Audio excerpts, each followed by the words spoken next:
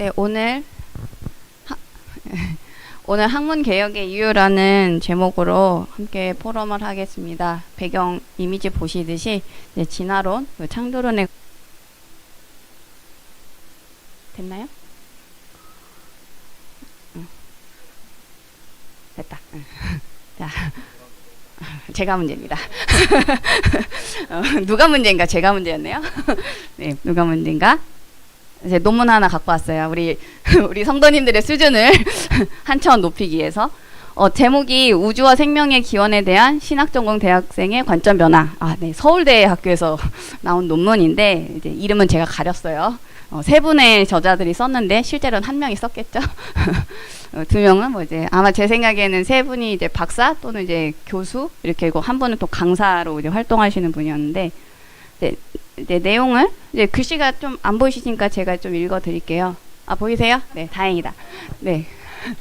읽어 드릴게요. 신학 전공 대학생들과 과학교육 전공 대학생들. 그러니까 신학대생, 과학교육 전공생들을 이제 대상으로 비교를 한 건데 이제 그 교육 방법, 그 연구 방법 안에서 신학 전공생 대상으로 이제 과학 수업을 했어요. 과학 수업을 한 학기 동안 하고 이제 관점이 어떻게 변화가 되었는가를 본 거예요.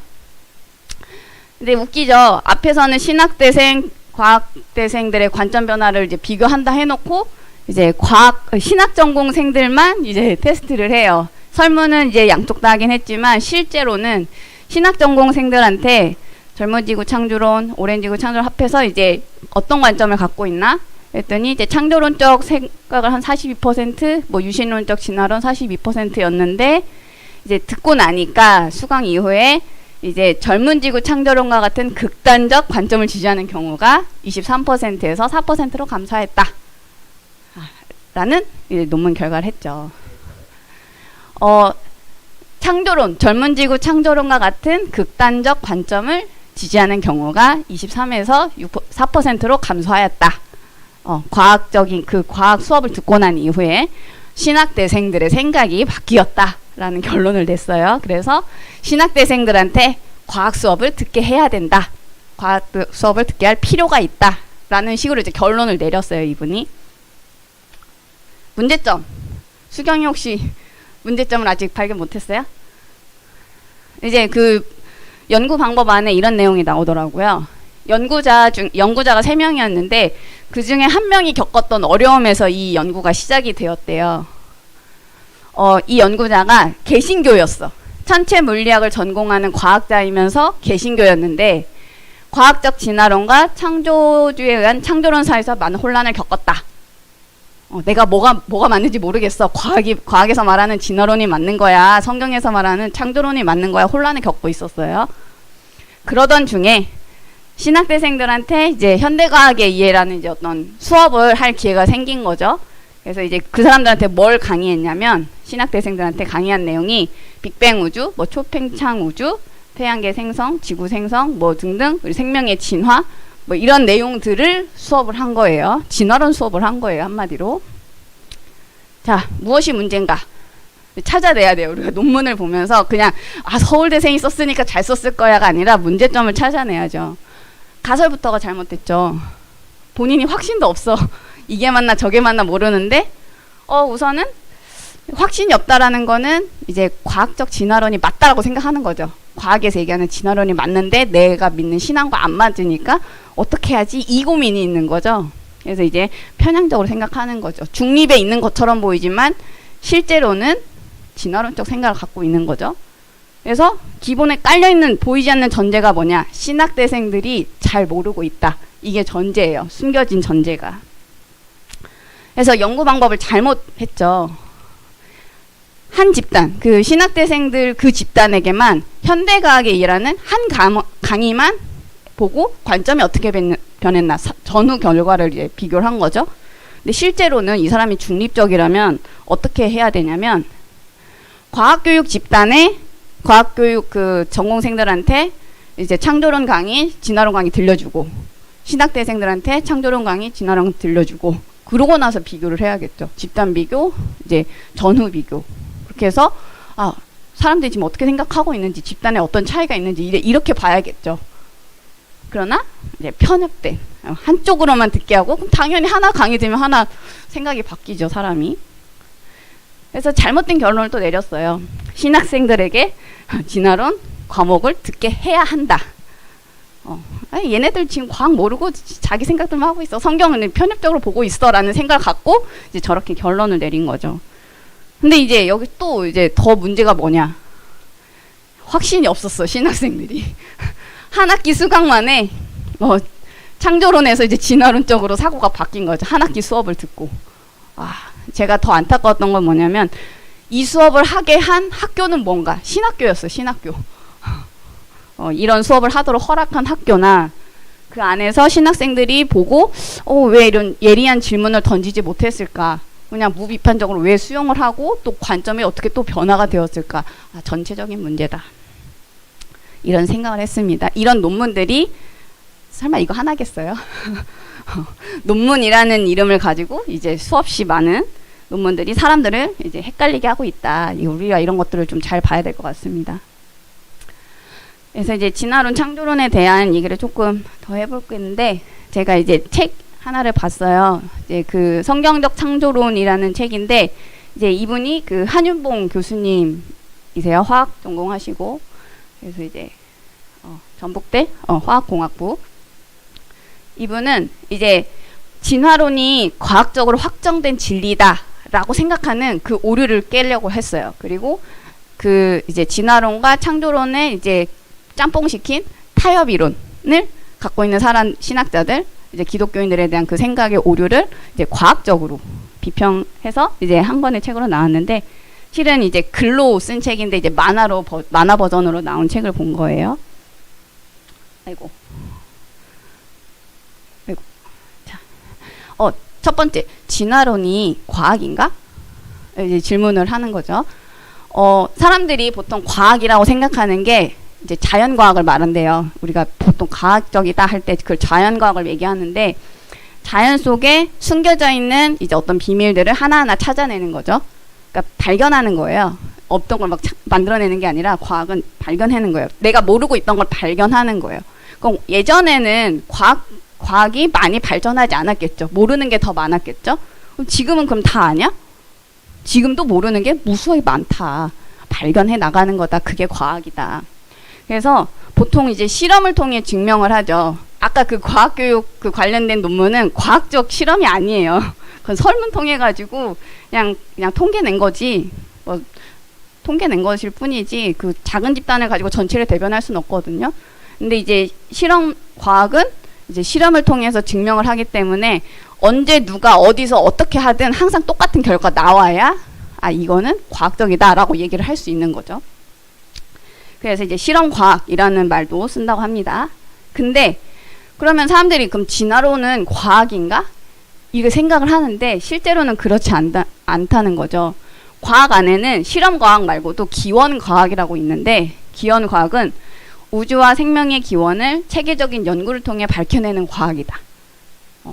그럼 진화론, 창조론 두 개 다 기원과학에 속한다. 두 개 다 그 우주의 창조, 어떻게 생명이 시작되는지 그거를 얘기를 하고 있기 때문에.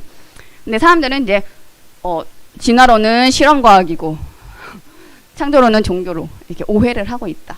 과학에 대한 우선 개념 정의부터 다시 세우고 가야겠죠. 그 옆에 있는 거는 이제 저런 절차에 의해서 이제 실험을 해서 과학적인 사실을 찾아내는 것, 이제 그 과정입니다. 두 번째, 그럼 진화론엔 어떤 허구들이 있을까? 진화론에서 가장 크게 얘기하는 것 중에 하나가 우연. 대폭발이 갑자기 우연히 발생해가지고 막 자연이 막 우연적으로 우연에 의해서 뭔가 뭐 새로운 게 나온다, 이런 얘기들 하고 있고요. 생명이 자연적으로 발생한다. 화학 반응이 막 자발적으로 막 일어나는 거죠. 그래서 이제 막 단세포가 다세포가 되고 이제 그런 얘기들을 하는데, 실제로 과학에서 어떤 얘기들을 하냐면 모든 현상에는 원인이 있다. 원인 없이 어떻게 나오냐. 근데 우연히 나온다고 하는 거죠. 진화론에서는 우연을 놓고 우연을 전제로 연구하는 과학자는 아무도 없다. 실제로는. 그래서 이제 생명이 자연적으로 나올 수 있다라고 하는 거에 대해서 이제 유명한 분이 파스테르. 우리 파스테르 우유 먹죠? 그 파스테르라는 사람이 이제 생물학을 이제 연구한 학자인데, 모든 생물은 같은 종류의 개체들로부터 생겨난다 라고 하면서 생명의 자연 발생은 불가능하다라는 걸 얘기를 하죠. 생명에서 생명이 나오지 무생명에서 생명이 나오지 않는다는 거죠. 종지부가 찍힌 건데 아직도 이제 요거는 생각하지 않고 이제 저렇게 주장을 하는 거죠. 또 진화론에서 또 얘기하는 것 중에 하나가 돌연변이가 나오는데 이제 돌연변이의 어떤 그 특성 개체들이 축적이 되는 거죠. 그렇게 돼서 이제 살아남는 거죠. 적자생존. 그래서 자연 선택에 이제 진화를 한다. 그런데 실제로는 돌연변이는 살아남을 수가 없어요. 돌연변이는 이제 얼마 살지 않고 이제 죽는 거죠. 그리고 어떤 질병을 일으키죠. 그래서 살아남을 수 없는데 이제 진화론에서는 돌연변이를 통해서 이게 이제 생물이 진화한다 이렇게 보고 있는 거죠. 그래서 논리적 비약이 심한 가설에 불과하다라고 이 한영봉 교수님이 지적을 했어요. 그러면서 이제 조금 더 어떤 과학적인 법칙들이 어떤 것들이 위배되는지 대표적인 거를 얘기를 하셨는데, 첫 번째, 에너지와 물질이 스스로 창조될 수 있다. 막 빅뱅 우주 빵 터져가지고 거기서 막 우주가 확장되면서 지구가 생겨나고 지구 안에 이제 뭐 이런 생물들이 무생물들이 이제 유생이 되고 막 이렇게 막 살아나고 막 다세포가 되고 어느 날 인간이 되는 그런 일들이 벌어지는데, 실제로는 그 연력학 제1법칙 에너지 보존 법칙에 위배된다라고 얘기를 해요. 이게 뭐냐면은 우주 안에는 에너지가 정해져 있어. 100이라고 있으면 그 100이 정해져 있어. 이게 100이 1000이 되고 만이 되지 않아. 그 안에서만 움직이는 거예요. 근데 에너지와 물질이 스스로 창조될 수 있다. 이 얘기는 더 늘어난다는 거죠. 에너지가 늘어나고 물질이 늘어난다는 뜻이죠. 이 과학 법칙에 어긋난다. 두 번째, 진화론이나 빅뱅 이론에서는 시간이 가면서 시간이 흘러감에 따라서 질서가 잡히고 아름다움이 최고 수준에 도달한다. 인간이 가장 아름답잖아요. 근데 이게 가능하냐? 연력학 제2법칙에 위배된다. 엔트로피 증가 법칙인데, 그 엔트로피는 무질서해지는 정도를 얘기해요. 예를 들면 건물이 무너지고 이제 사람이 죽고 이제 무질서가 생기는 거거든요. 근데 최고 수준의 사람이 만들어지는 거죠. 위배된다는 거죠, 이게. 그리고 이제 또 하나 얘기한 거는 단세포 생물에서 200만 종 이상의 다양한 고등 생명체로 진화했다라고 얘기를 하지만, 실제로는 이제 그 이후에 이제 멘델이 유전 법칙을 이제 발표했는데, 콩 심은 데 콩 나고 팥 심은 데 팥 난다. 한마디로 콩 심은 데서 팥이 나오지 않는다는 거죠. 이 종을 뛰어넘는 이런 변화가 일어나지 않는다라는 거를 이제 얘기를 했습니다. 그래서 이제 영국의 생물학자인 베이트슨이라는 사람이 이렇게 얘기했어요.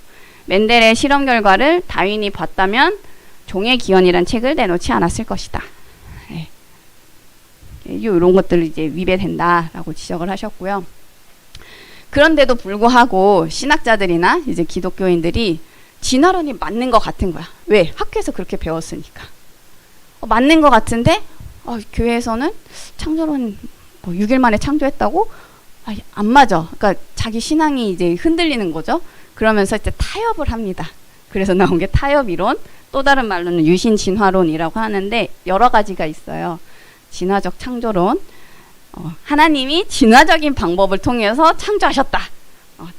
하나님이 못할 게 뭐가 있냐? 진화를 써서 창조를 하셨을 수도 있다. 이렇게 얘기하는 거고, 다중격변론, 그냥 창조가 됐다가 무너졌다가 창조가 됐다가 무너졌다가 하면서 오랜 기간 동안 걸쳐서 이렇게 됐다. 마지막 격변은 노아의 홍수다. 뭐 이런 얘기들을 하고요. 점진적 창조론, 하나님이 점진적으로 만들어 창조를 하셨다. 뭐 이제 뭐 비슷비슷한 얘기들을 하고 있어요. 그리고 이제 간격 이론, 창세기 1장 1절하고 2절하고 그 사이에 긴 간격이 있다. 이제 이런 얘기들을 하고, 창세기 1장 3절에서 재창조가 일어난 것이다. 이런 얘기들이고요. 날시대 이론은 하나님이 6일 동안 창조하셨잖아요. 그 날을 하나의 시대로 본 거예요. 그래서 긴 기간으로 본 거예요. 6일이 아니라 엄청나게 긴 기간들이 6번이 있었던 거야. 이제 이런 식으로 얘기하는 게 날시대 이론. 그런데 이제 이 교수님, 과학자 이분이 뭐라고 말하냐면, 창조와 진화는 타협할 수 없다. 자연은 창조의 결과를 보여주는 것이지 창조의 시작이 된 거를 우리한테 말하고 있는 게 아니다. 결과를 보여주는 거다. 그러면서 우리가 성경을 통해서 이 정확한 그 창조의 시작을 알 수 있다. 그래서 어떻게 얘기하시냐면 이제 주요한 구절들을 이제 설명을 하신 거예요. 창세기에 보면은 하나님이 이제 창조하시고 보시기에 좋았더라 라는 표현을 쓰는데, 이거는 하나님이 처음부터 아주 완벽한 상태로 창조하셨다 라는 것을 의미한다. 이미 진화를 통해서 점점 발전한 게 아니라 이미 완성된 상태로 창조하셨다, 이런 뜻이고, 그 다음에 하나님이 이르시되 이제 그대로 되니라, 말씀을 통해서 만드신 그거를 이제 보여주고 있다. 그리고 종류대로 창조하셨다. 하나 종류에서 막 여러 종류가 나온 게 아니라 각기 종류대로 완성된 형태로 창조하셨다. 이 뛰어넘을 수 없다, 종류. 그리고 하나님의 형상대로 인간을 창조하셨다. 인간이 그 동물 원숭이에서 나온 게 아니다. 다르다. 다른 종류다. 이런 것들 얘기하셨고, 그리고 이제 이런 것에 대하여 예수님이 증언을 했다. 예수님이 마가복음 10장 6절, 19장 4절에 보니까 하나님께서 창조 때 남자 여자 만드셨다. 이렇게 정확하게 이 창조 때 그때 같이 계셨기 때문에 이런 내용들을 알고 정확히 말씀하셨다. 이런 식으로 이제 성경 안에서 우리가 이 창조를 어떻게 볼 수 있는지 이런 이야기들을 하셨습니다.